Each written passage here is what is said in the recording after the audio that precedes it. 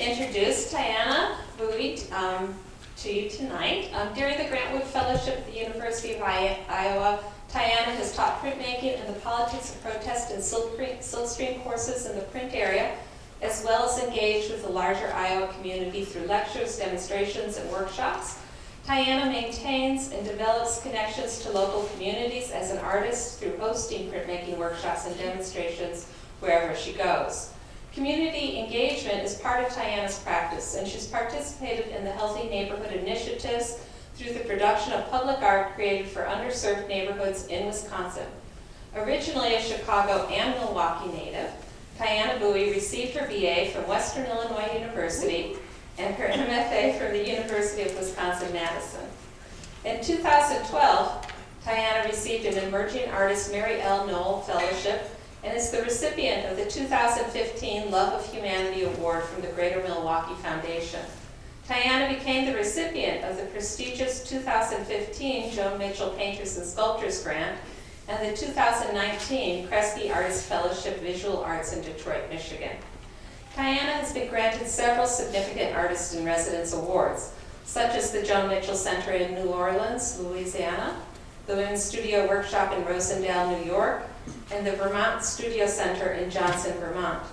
Tyanna's work has been acquired by major institutions and private collections nationally, and her work has been reviewed by Hyperallergic and featured on SA.org.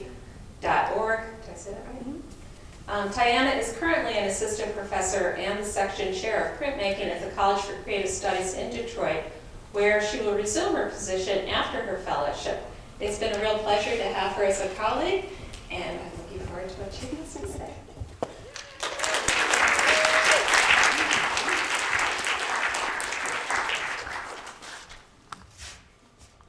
Okay. All right, so testing? Okay, that's good. I have like 30 mics on. Hold on one second. Okay. All right, thank you so much, Anita. Thank you guys for coming tonight. I am having a really good time in Iowa. Before I came to the fellowship, everyone in Michigan kept thinking I was going to Ohio or Idaho, and I was like, it's Iowa. Just look at a map. And people are like, are you used to? I'm like, I'm like Midwest born, and that's my space. So I'm so used to like being in the Midwest, so it wasn't a huge shock. I think the more shocking thing is the winters here. I expected it to just be a little bit more mild. Feels like Minnesota. So, but I'm having a good time, and it's interesting because we all take our fellowships for different reasons, and Suzanne and Tony, and everybody kept saying, why am I here? I was like, I just wanted to be here. I've been wanting to come to the University of Iowa just to be a part of it for many years, but also I wanted a break from my daily job. So I'm doing a nice little sabbatical. I was telling Suzanne that I think I meditated and fell asleep today. after the bachelor went off, because that's important.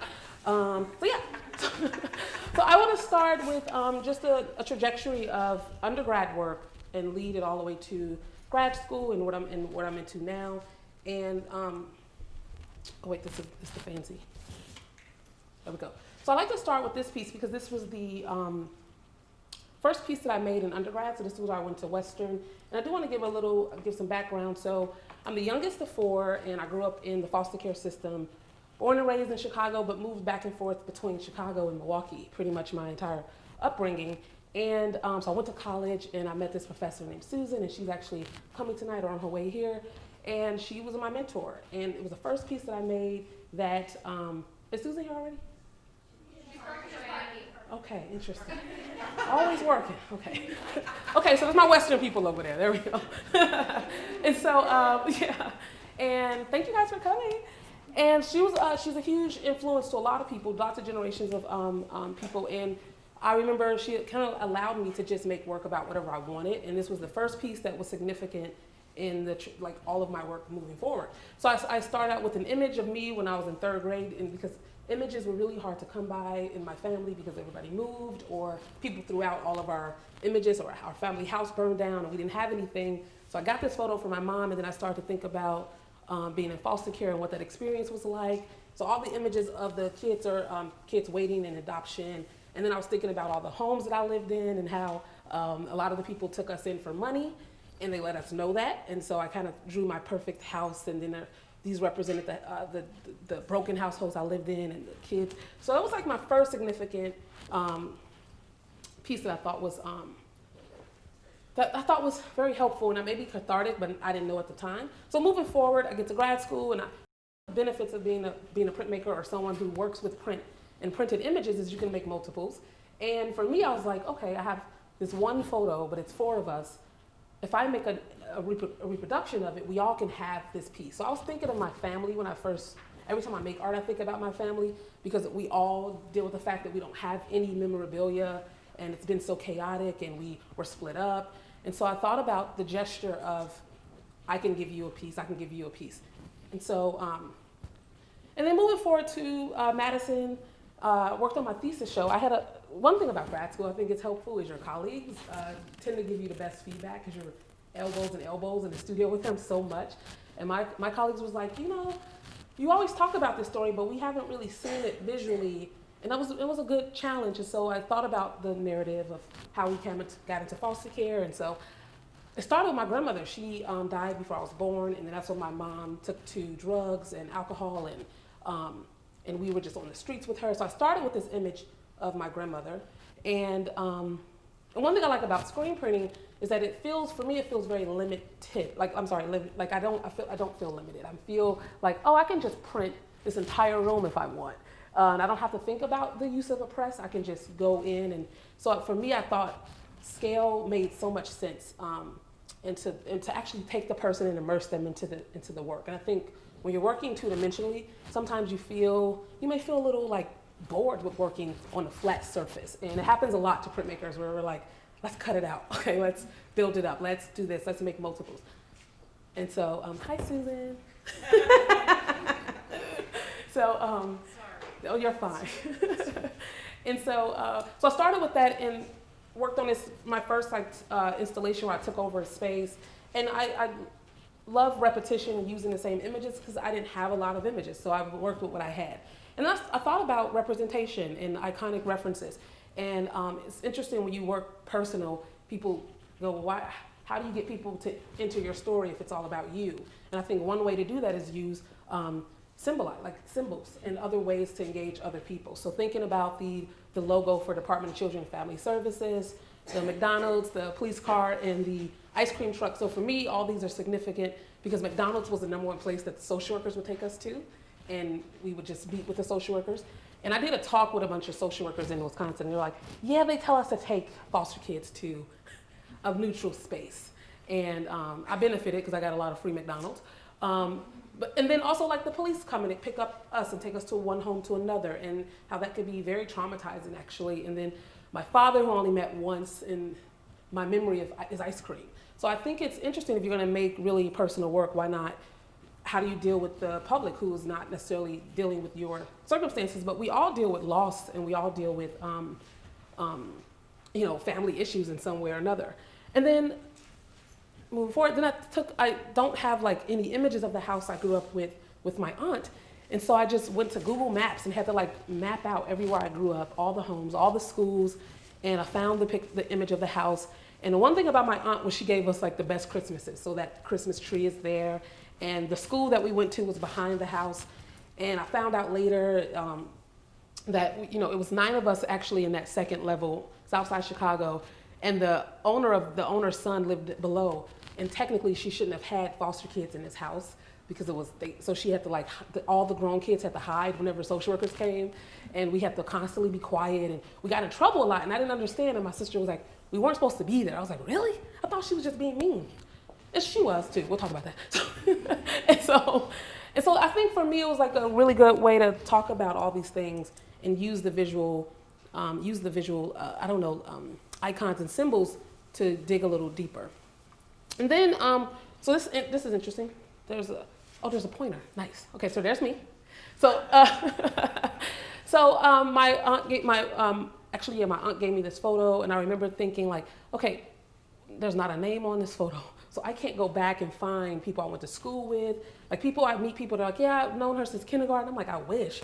Like I kept moving, and then we would change schools, and so I ended up making this piece because actually school was really tricky and difficult for me, because once the teacher found out that I grew up in foster care, I remember she used that against me. If I acted out, she would say, that's okay, it's because you're a foster child.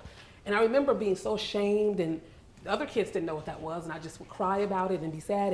And then I remember just feeling super like invisible, and I think that's probably why I'm in education, because when I got into college and school made much better sense for me, but when I was younger, it was very hard. And then I remember this is actually my report card that I embedded deep within the image, and it's actually like a behavioral report card. And it was like, most likely to steal, and I was like, well, I did steal her stuff. So the teacher, she was very mean to me, and I remember like going to her desk and just swiping everything off her desk into my book bag, and I buried the book bag in the backyard.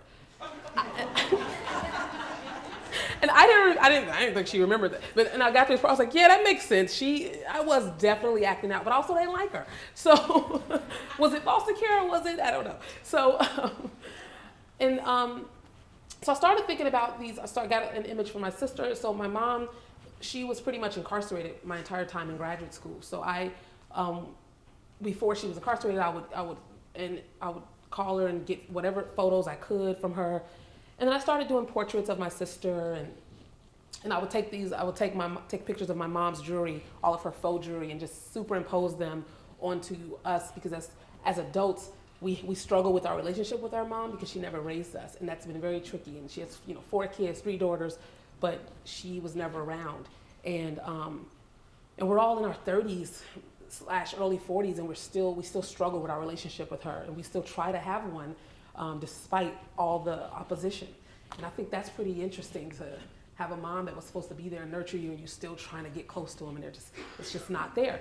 And so I started making these portraits, and that's me, where I just kind of would think about all these things we wanted from her. And I would think about tangible things and other things, but I would use the tangible objects as a euphemism for her. So her fake jewelry, and she didn't want to let us borrow it. I'm like, it's not even real. And she's like, yeah, but it's mine.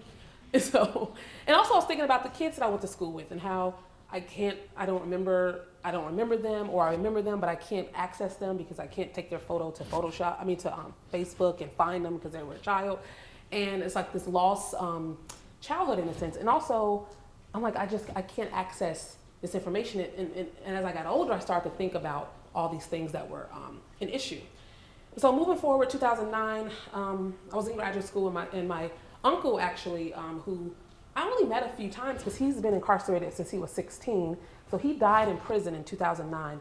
And I got a text from a family member, and I immediately went online and Googled and just found his mugshots and his rap sheet.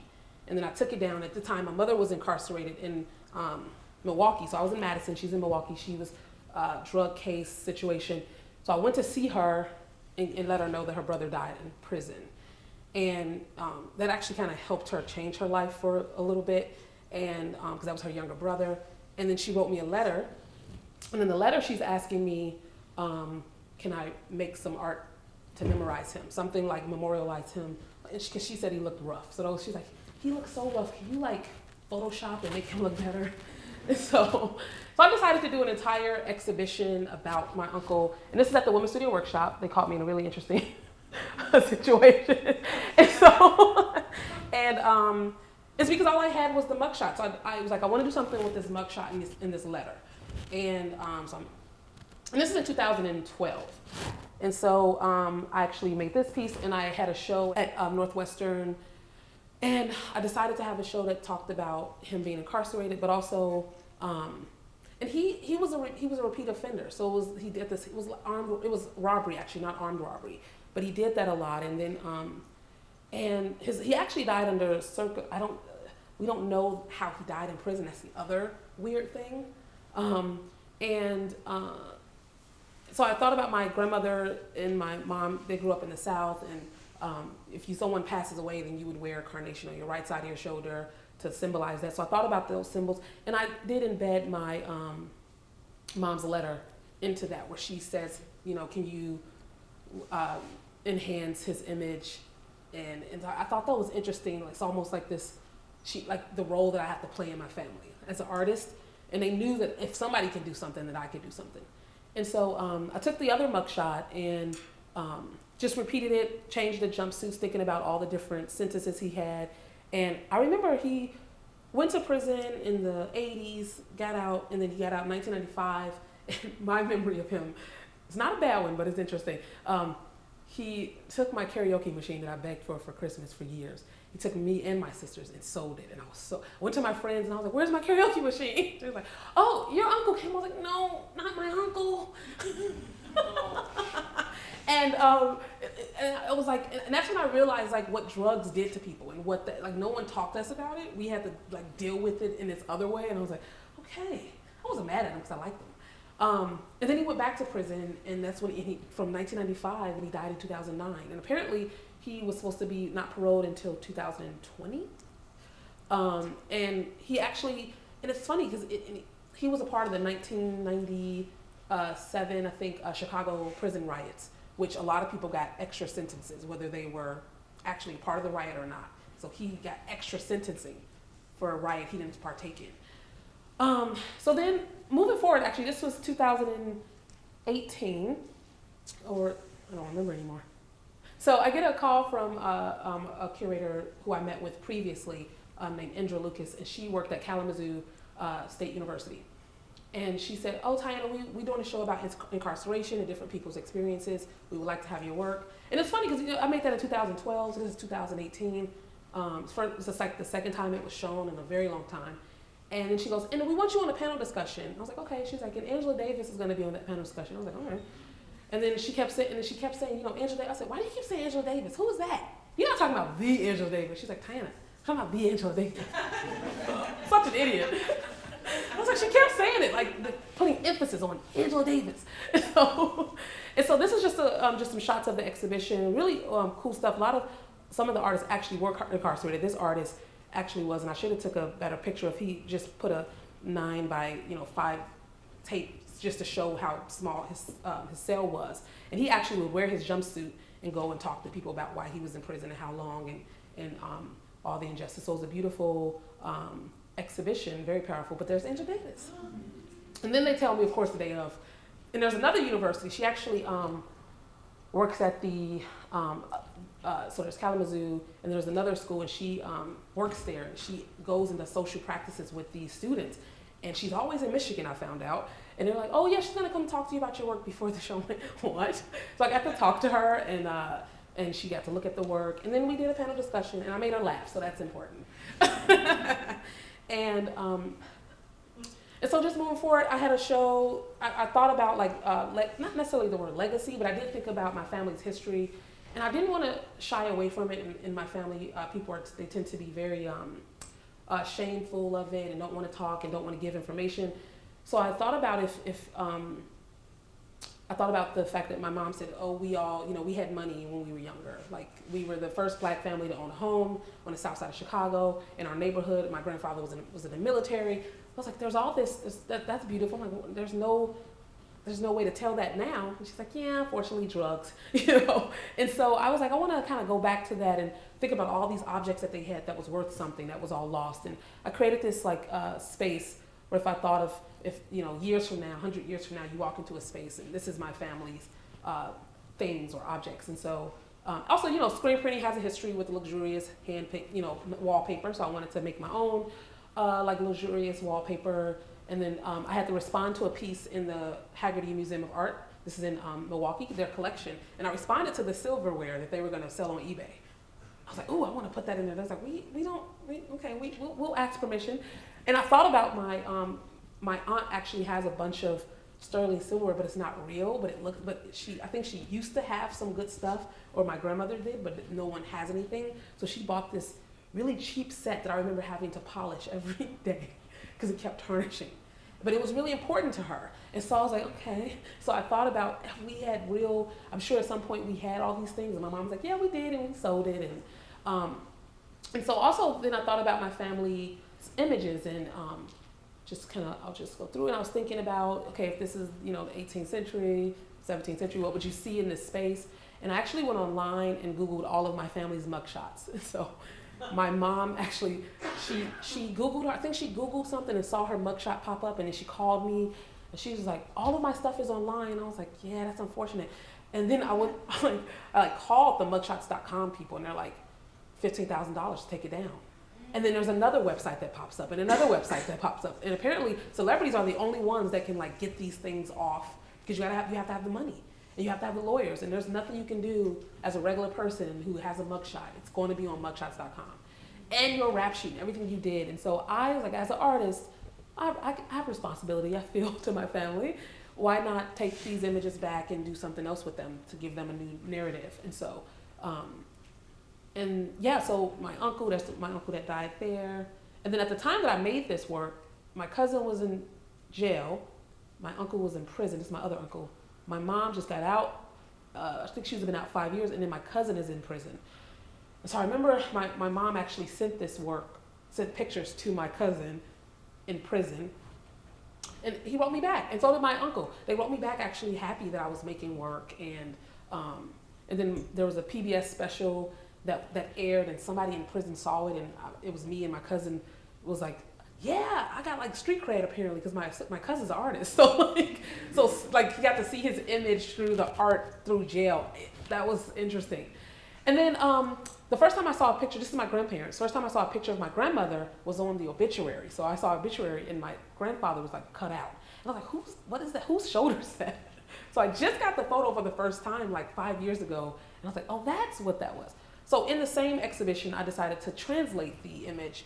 And it's funny because he was in the military, and his head translates very beautifully. That's what I like about the printed image, when things just translate. You've done nothing but just change it, or take it through the computer and break it down. And then, and so I thought about my grandmother. For me, she felt very majestic and I don't know, like queen-like. So I just kind of threw that in there to make them this beautiful, majestic couple, because I found out that it was actually not a good story. And there's a lot of domestic violence in the home. And then my grandfather left my grandmother for the neighbor. And it was just tumultuous. And I was like, kind of like this memory better. Let's go with that. And then moving forward, I did a piece for this, the Detroit, there was a show in Detroit called the Summer of '67, and about the Detroit civil unrest. And I started looking at all the repercussions of civil unrest in like Chicago, Philadelphia, Detroit, all these like rich black neighborhoods. And schools were the number one thing that got slighted after all these riots and all this unrest. And actually, we don't like the word riot. We like civil unrest. I learned that in Detroit. Can't say riot. It's like, that's not what that was. So, and so I got, when I got pictures from my aunt, she actually gave me this picture. And this is my other aunt. And I remember like printing this, and I teach at a private art college, it's kind of expensive, and predominantly white students that I'm working with. And I'm in the class like printing this, and all the students come up and they're like, everybody's black in that class. I was like, oh yeah, welcome to segregation. And it's still that way today. So I had to have a little history lesson, put my squeegee down, and we talked about white flight, and we talked about all these things. So I like when print does that. And I like to make work in front of everybody. I think I think as printmakers we're used to it, but it actually gives you that way of having that conversation. And then moving forward, my class photo from the 90s. And what I liked about this was, I think I like this. Also, I remember fighting this girl because I wanted to hold the sign, so it worked out. And then I thought about public schools and how back in my day, and like even back when my aunt was in school, you dressed up, and public schools had pride, and there was a sense of all those things. And so even when I was in the 90s, and so I thought about the death of public schools, especially in Detroit. And I didn't even think about this translating to a headstone. I just printed it, and I was like, what the? It looks like a headstone. And so once again, I kind of like the surprise when you're just obsessed with an image and you want to reproduce it. And did some portraits again, thinking about my house, the household I grew up with my aunt, with 9 of us. She took in 4 of us, and she already had 9 kids, and one of her kids had a kid. So there was a baby.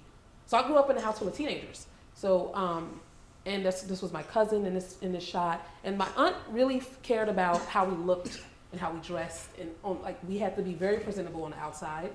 But that was one of the most miserable households. And to this day, like my sisters and I, we all agree that was the most traumatic time of our life. And we were only there for like 3.5, 4 years, but it felt like our whole lives. And also think about icons, going back to icons and symbols and the hot comb and the experience. If you're coming from the African diaspora, you're a woman, even a man, you deal with the hot comb experience. And that was very prevalent growing up. And I think to this day, every black household still has a hot comb, even though it's very outdated, but it's important to have because it's this history. Like we use flat irons, but hot comb's good. It just gets those areas. And so I have like 10. I don't even use them. It's just ridiculous.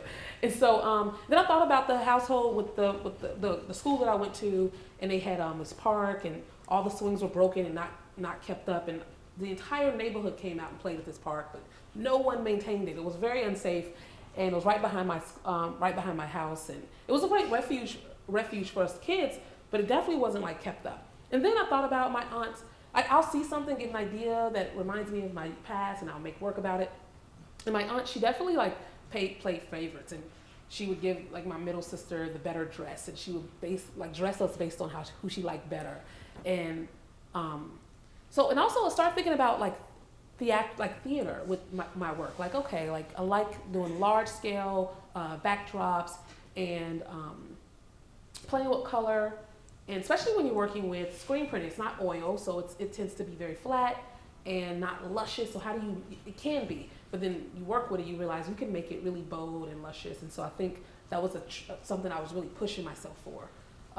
Also, Andy Warhol, Rauschenberg, these are like people that I look up to and admire. And going back to repetition. So this is a show that I had in 2014, in Milwaukee. And so then I'm thinking about all the toys, because my aunt gave us the best Christmases, and I was thinking about all this stuff. And the one toy that I loved was the CNC toy, and I was obsessed with it. I was maybe way too old to be playing with the CNC toy, but still. And I thought it was ironic in retrospect, like kids are encouraged to talk and be vocal, but not the way we grew up. We had to be quiet, whether it was because the landlord would know we were there, or just kids were seen and not heard. That's what I was told a lot. You're not to be too. So I started doing stuff with the CNC toy a lot, putting it in images, 2-dimensionally, and then I was like, I just need to get these actual objects and doing a project based off the actual objects. So I think this is the longest piece I've done. It was 69 feet long. I just went on Etsy and just found the old school CNC toys, not the new school. There's 2 different kinds, and these actually last longer. These are actually from the 1980s. So everyone I bought gave me a different price. So one girl my age was like $12, and this lady was like $60. She's like, my son played with this. I was like, okay, fine. So and then she's like, are you gonna give it to your kids or kids? I was like, no. I'm gonna drill a hole through the back of this. And we're gonna hang it up. She's like, oh, okay. And so I thought about this in a very painterly way. I thought if I could make a large scale painting, what would that look like? It will have objects, there will be background, but yeah, I also wanted to fill this entire space.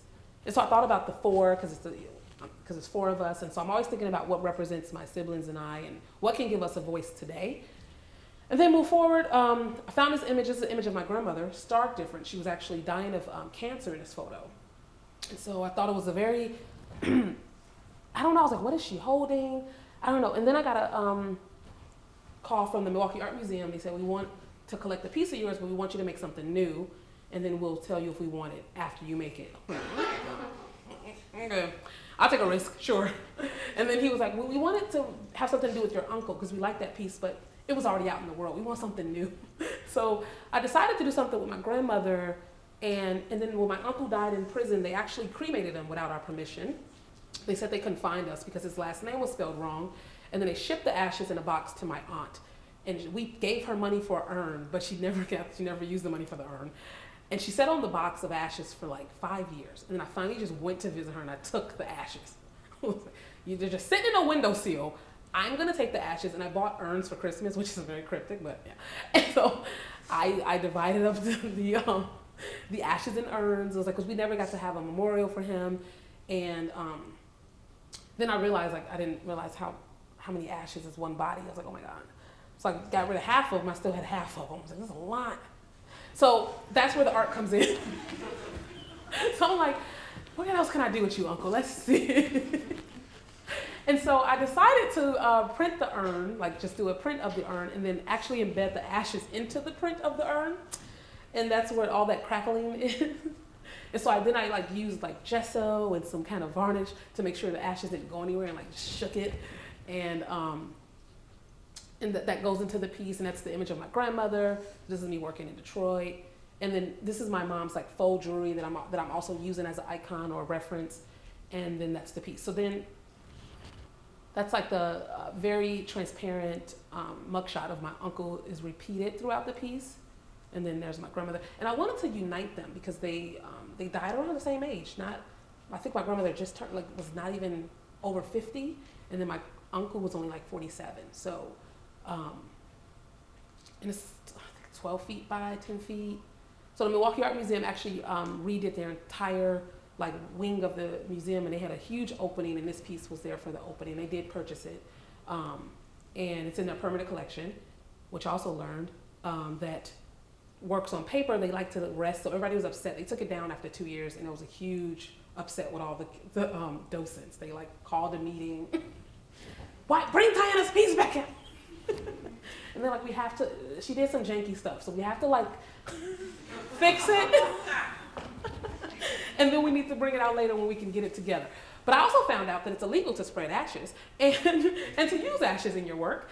And so when I saw the label for the piece, it didn't say human ashes. And then the curator was like, yeah, okay.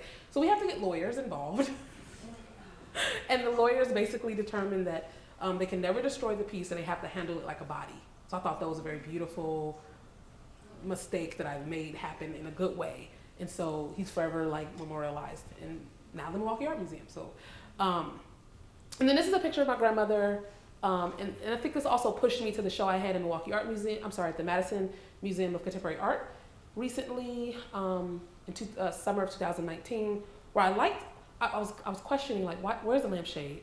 And then I thought about the, domestic violence, and then these like objects, and I was like, I wish I could have that little mid-century table.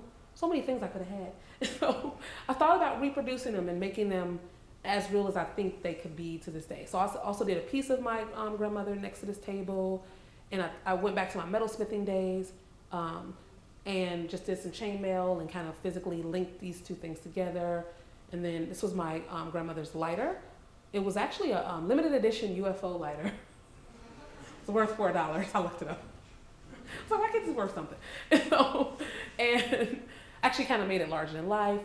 And then this is some work I did in Florida Gulf Coast University, where I wanted to do something with the hot combs. And what I originally wanted to do, I wasn't able to do until this summer. So I like to repeat projects. I'm no shame. I'm like, I want to do that again. I could do that better, or I could do it the way I want. Okay, moving forward, back to some portraits. So I got when I won the Joan Mitchell Fellowship, I found a way to pay my family to give me stuff. So called my aunt, because I knew she wouldn't give me these photos without some kind of incentive. I was like, here's some money, send me a bunch of photos, because I know you have them. And she sent me some, and it was interesting because she curated them. She gave me what she thought I should have. And this is the aunt that, was pretty abusive household. And so that's my uncle that died in prison, and that's my sister's, her birthday, and my cousin, and my other cousin. And so I just wanted to reproduce these in large-scale reduction screen prints, and kind of like just wanted to focus on the celebratory moments of our childhood with my aunt. And then I found this image of my grandfather and this the uncle that died in prison, and then my other uncle.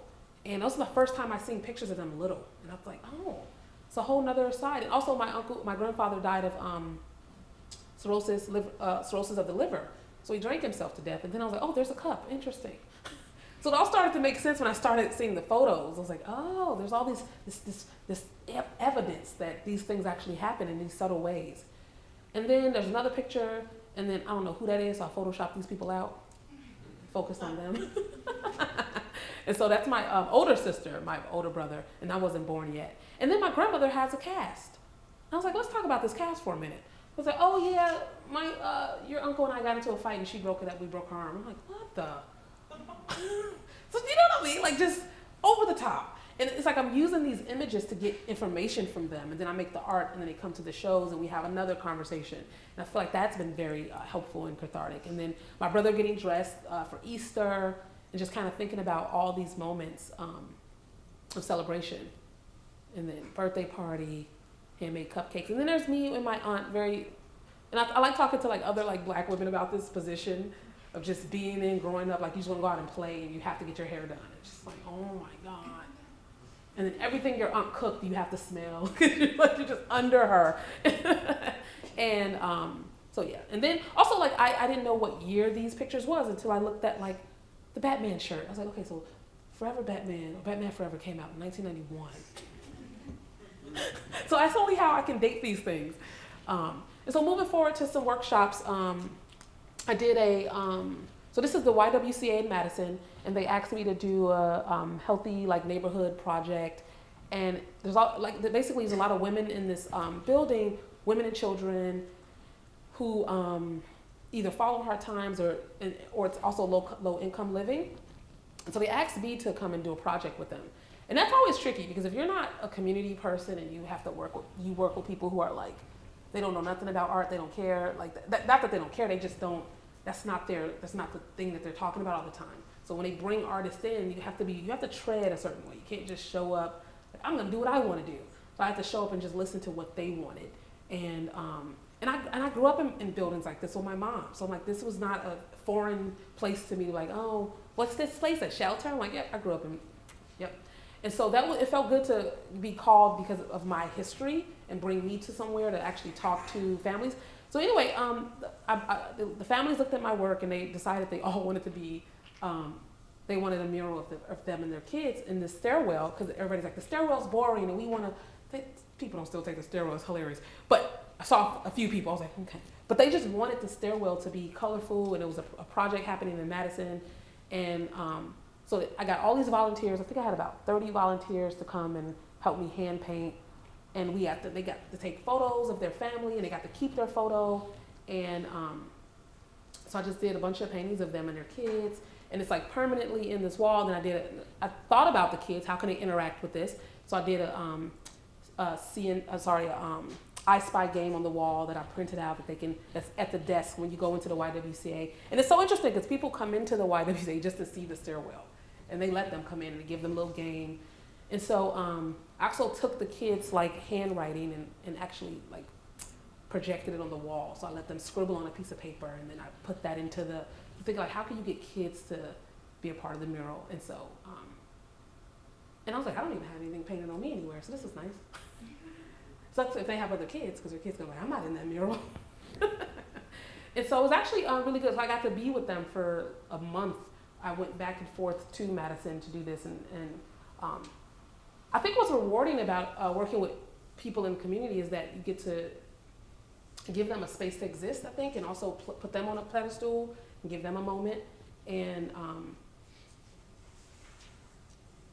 it's like, it looks pretty crazy, but it's fun. And I just want to show that. And a lot of people came and volunteered. All right, I just want to fast forward to Joan Mitchell, because when I got the fellowship, I was able to go to the residency. Got to learn a lot about Joan Mitchell. She has no ties to New Orleans, but they did this after Hurricane Katrina. They built this residency for Hurricane Katrina victims and the artists, and they gave artists money because they lost a lot of their art during the floods. And when I went in 2017, the city was still reeling from, to this day, there's still like issues from Hurricane Katrina. It's not like, oh, it's all resolved, everything's sunny and bright. And so I was there with a bunch of New Orleans natives, and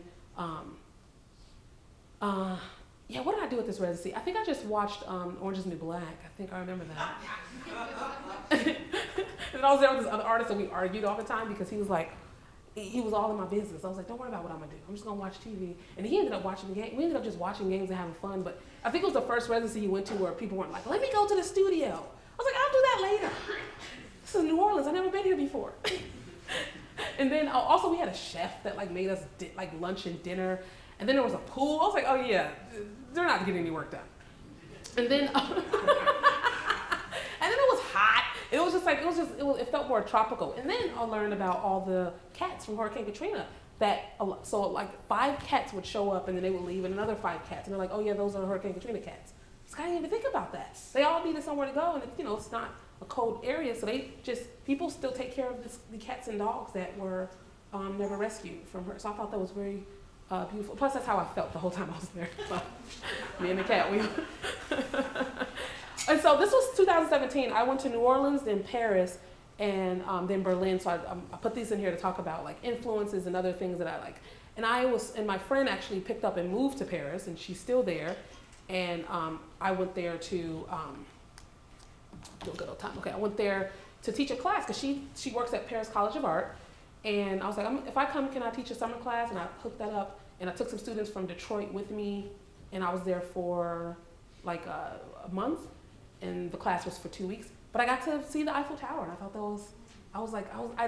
I remember like making sure like I have to see the Mona Lisa. I don't know why, but I have to.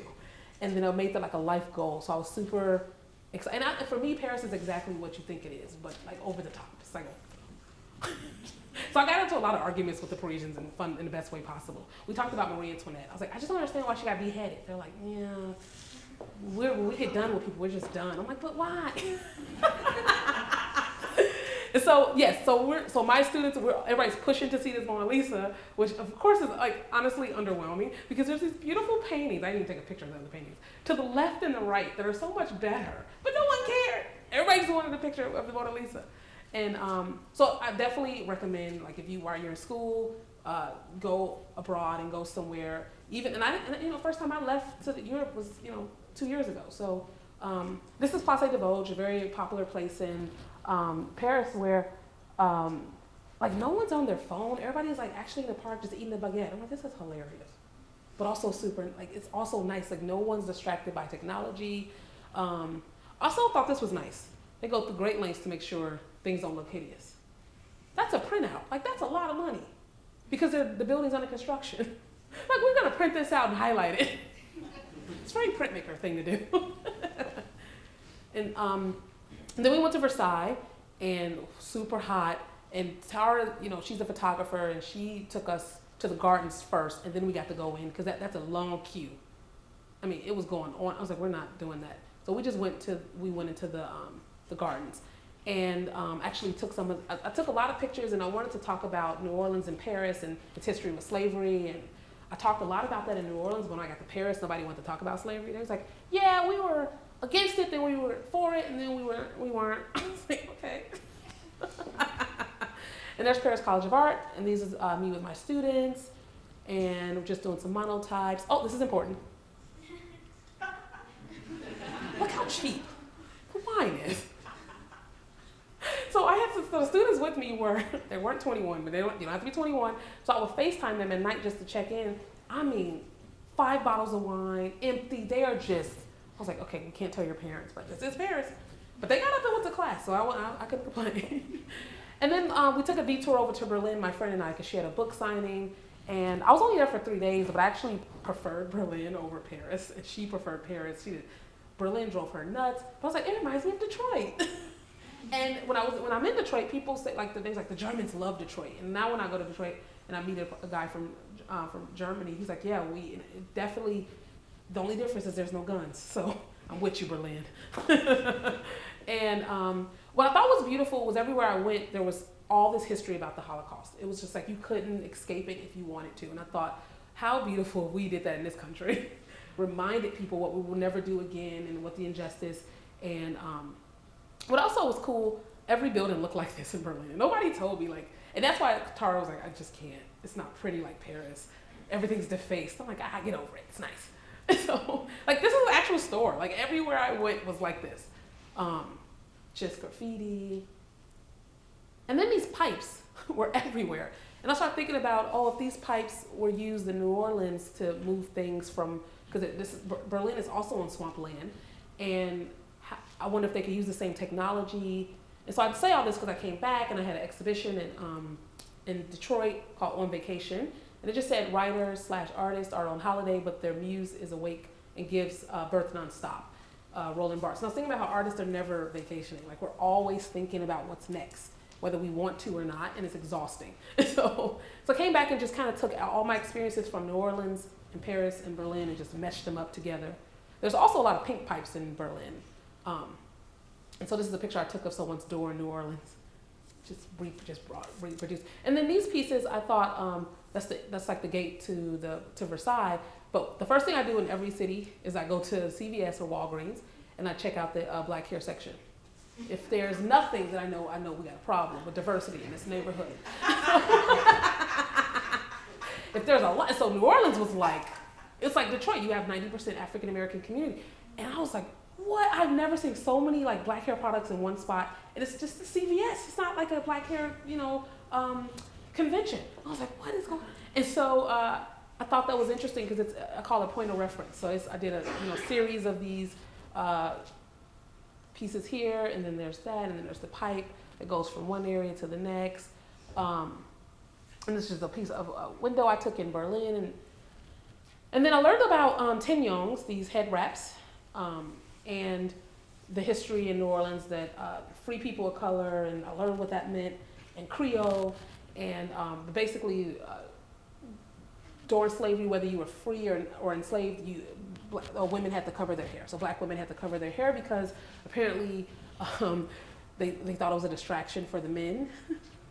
And so they forced all the black women of African descent to wrap their hair in tignons. And but then it became like the first fashion, because after that everybody started wrapping their hair, because they would like, okay, I'll wrap it, then I'll put a little jewel here, and it became like the first introduction to fashion. So I went and found paintings of black women in tignons and took the wrap and superimposed it over my mom, and I was trying to find my like heritage to New Orleans, because my last name is Buie, which is, I heard it's Creole, I heard it's French, but I was trying to find some kind of way in, and I was like, I have to do a lot more digging, huh? And so, and that's an aunt of mine. And so, thinking about public art, when you're working two-dimensional, I love windows. So I did this piece back in 2012, and I bring it up because I want to show you, I did this piece again, but in the UICA in Grand Rapids, Urban Institute of Contemporary Art, where I was like, I like to revisit projects, and so I just hand printed all these swings and hand cut them out so you could see them from outside, going back to portraiture and cutouts, and I found all the images of my family where we were all like full body poses. And so I called this piece Power Pose, and I was thinking about, this is my uncle's like prison photo. It's a very traditional prison photo. If anybody knows people, like you just take it, you're just like, yeah. And so, so did this piece. This was in Milwaukee at the Linden Sculpture Garden. And I just kind of wanted to, and it's funny because my whole family came to this one, my cousin came, and then he went to jail the next week. I was like, okay, we were this close. And so he's in and out constantly. And then I did like a faux curtain in the background, and thinking about display and ways of showing work. And then this is one of the lamps that was in my photo with my grandmother in the photo. And I was like, what a beautiful nice little weird lamp. And then I showed this work in Pennsylvania. In Erie, Pennsylvania. And this woman goes, I have that lamp. She was like in her 70s. She's like, it's in my basement. So we had this great conversation about this lamp. It's like, I want to reproduce this lamp. I can't find it anymore. So I actually had a friend. She's a wheel thrower. So I just had her reproduce it from the image the best way we can. And she's like, okay, I'm doing this on the wheel. It's not going to be as tall. It's like, do it whatever you think it should look like. And then I'll show you that again because I go back to it. Just more, going back to the objects in the photos where my grandmother was sitting, bringing those objects to the forefront or extracting them out. That's my sister with a jerry curl. Oh, I did a talk in Madison, and this woman comes up to me. She goes, what's a jerry curl? I said, I don't know how to explain this to you in 10 seconds. It was a fascinating conversation. And so, I forget. Sometimes, cultural differences, you got to throw in some things. You got to give people a little education. And so this was actually a flower. It looked from the photo. The photo was so aged that it looked like a flower was in the curl-free curl activator juice bottle. But I'm not sure. So I like that, what I think it is, and I make it be the thing that I think it is. And so, and my sister hated her jerry curl. Everybody hates jerry curls. But she was the only one they made get one, which is not fair. And so you have to, very greasy, a lot of that. And so, and then this was me, I'm so used to like filling up a page, and this was me kind of bringing, like distracted, like trying to make it simplified, and, you know, and just white paper scares me. I'm just like, it needs to be filled. And so this has been my way of simplifying. And then this is just going to the show in Madison. This is the lamp. So I actually found a place who they would hand make the 2-tiered lampshade in LA. So I actually had to get that custom made to make it the lamp that was in my grandmother's house. And so just get it fast forward to, I'll show you this. These are actually porcelain hot combs. This is what I wanted to do for a while. So they're just molds of the hot comb, and that's my actual hair that I've been saving for years that is embedded underneath. And then there's that work is in there. There's the lamp next to this piece. So right now I feel like these bigger pieces are just traveling. A lot of people are just like, can we show these? I'm like, yeah, it was good to just like you make a lot of work, let people just let it go. And that's been tough for me because I used to just like make new stuff all the time. And then there's this wall again where all these objects come back into play. I'll just kind of forward this. Oh yeah, these are, and then this is me doing, because I don't have the actual photos because my aunts like give them back to me. So I reproduced them like a little bit bigger than they would be on this little mantle back here that was there. And so, and then there's, just kind of show you, yep, there's the wall of the important objects that I felt were important enough to like put to the forefront. And then this is some of the latest work. This is my version of abstraction. So I just kind of took those class photos and I only focused on like texture of the clothing, and then monotyped them where monotype is like you make one of a kind and they look very painterly. And then this is all like, you know, screen printed.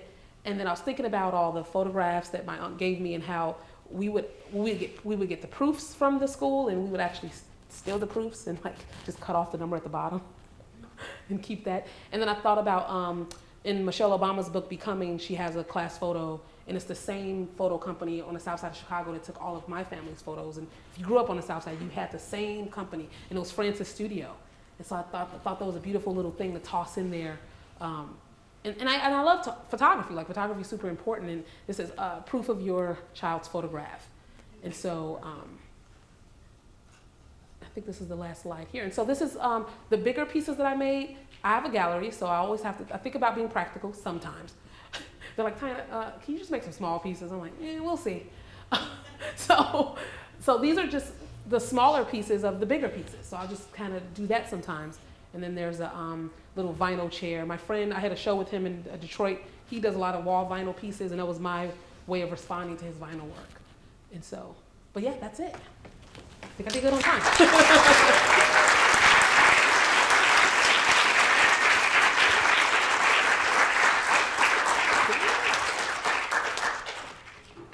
I wanted to do 45. I did 50, didn't I? Did good. Okay. All right. Yeah. So I wanted to leave time for questions. You can ask me anything.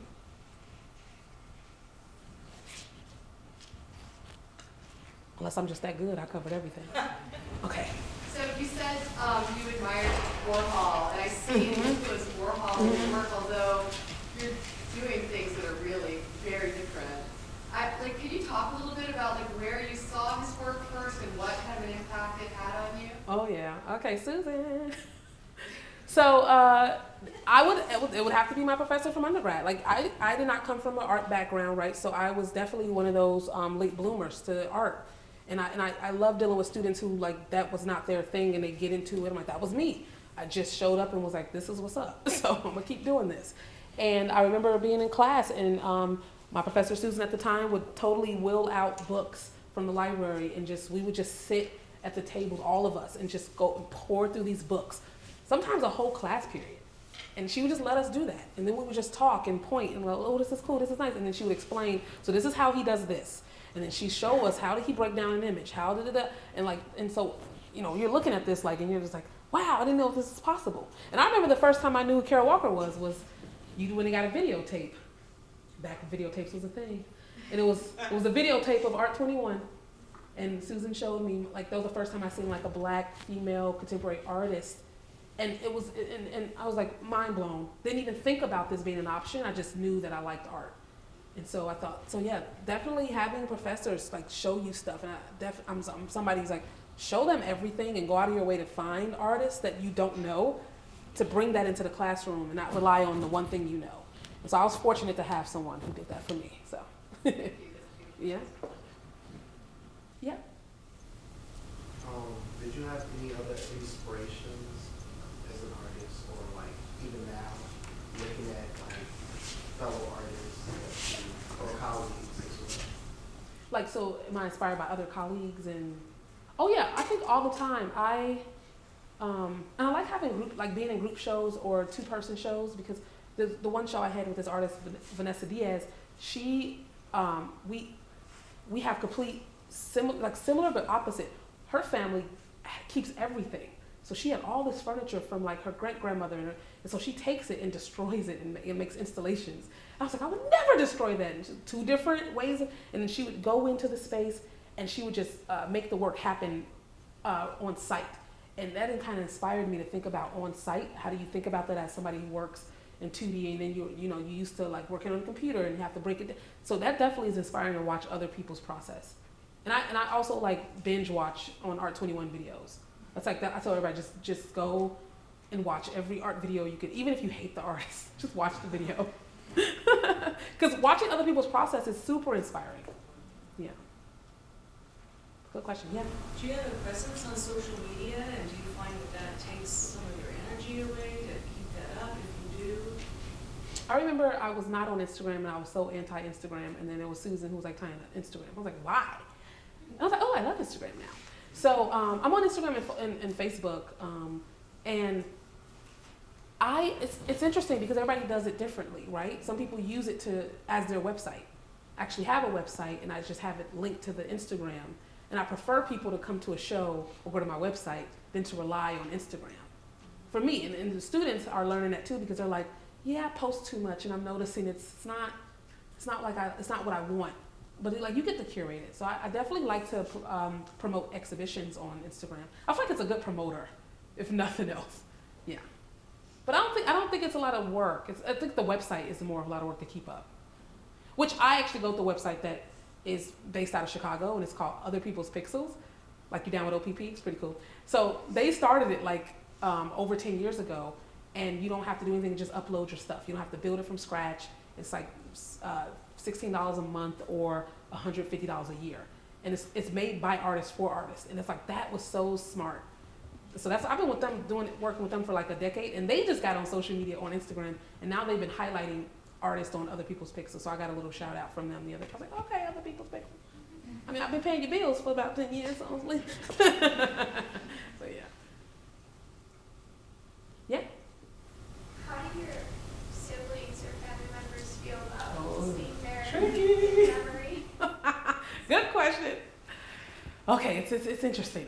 So I don't necessarily think that the work heals the family. I learned that.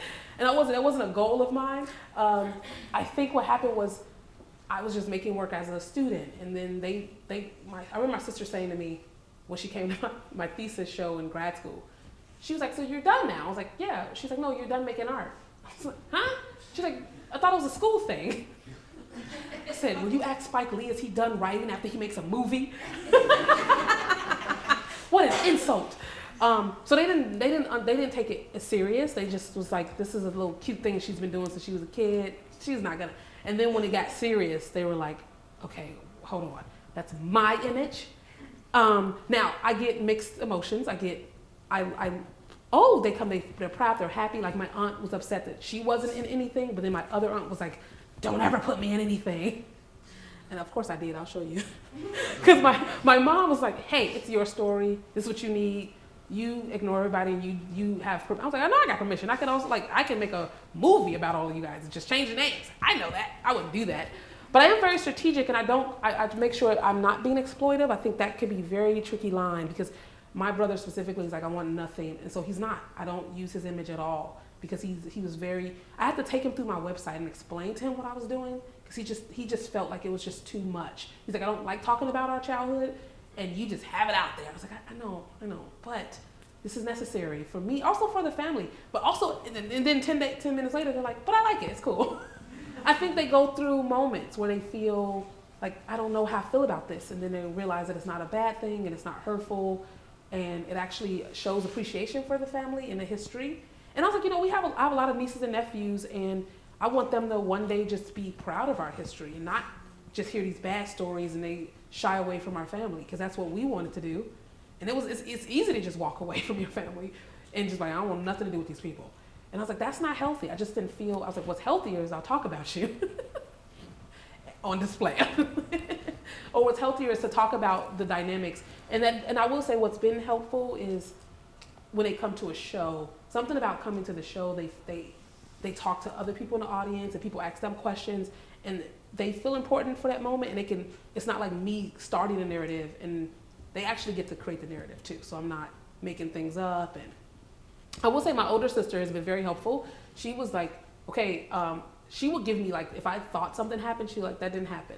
Like I thought we stayed at this woman's house one night, and she goes, no, we were there for a year. I was like, what? I was like, I remember watching Little Shop of Horrors and like the police coming. She's like, yeah, that was after we were there for a year. And so she kind of fact checks me, and then she would say, now I think you should put that in there. I think you should, yeah. So it's been both. Yeah, definitely. Would I recommend it? I recommend telling your truth no matter what, though, and then dealing with the consequences. Yeah. Good question. Yeah. Okay, so when choosing your artwork, how do you know like which pieces to choose from your childhood, like which parts are too much and when to just leave it alone?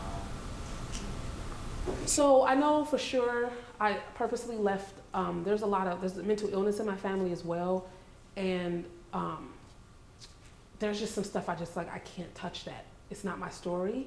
It's not, I didn't physically go through it, but I just won't touch certain things about my aunt, because I'm like, and I grew up with her dealing with her mental illness, and I'm like, there's some stories there, but it doesn't feel purposeful or helpful to exploit it in that way when we're not healed in that area.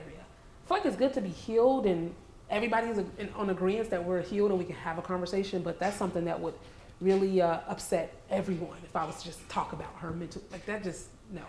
And then I would say for me, like if I see an image, I just look at the image like what stands out to me and what I think is significant to share with other people. And I sometimes don't know what that is. I think it's just, I would say like the image of my grandfather, and also in the actual picture, his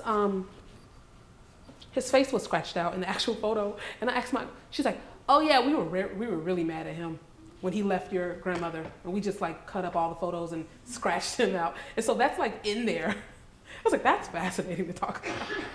And so I also think the way I talk about it with them, if that feels like a really good conversation, then that can make for a piece of art that we can talk about together. But if I bring it up and it's sore and it's sour, I'm like, okay, nope, stay away. So, yeah. Would you say that your art is therapeutic for you? I would say, I think I didn't seek it out for that purpose, but yes, I feel like, of course, especially when I did the piece of my uncle, that was hard because I had to stare at his mugshot in the studio, just me and his mugshot.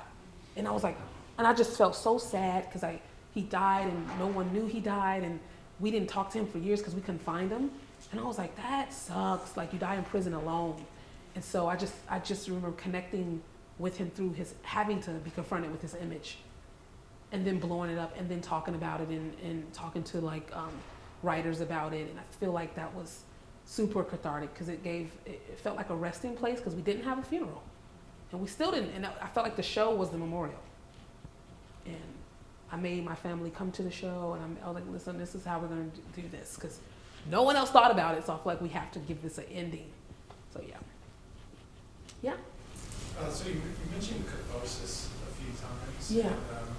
I think it's like kind of a strange thing to make a career of, right? But you also mentioned by getting a call from a gallerist or from the museum, and they wanted another piece about your uncle. Right. And I mean, in my head, I'm like, whoa, like, that seems intrusive. Who has the audacity to ask that question? I'm curious as to how you kind of deal with that, like in pursuit of a career and trying to dignify place in the world as an artist, but also kind of touching this really personal, deep, cathartic place in your work. like how you navigate those, those maybe sometimes contradicting pressures or demands. That's really good. I remember, I forget what university I was having a show at, and they sent me the write-up for the show. I was like, what?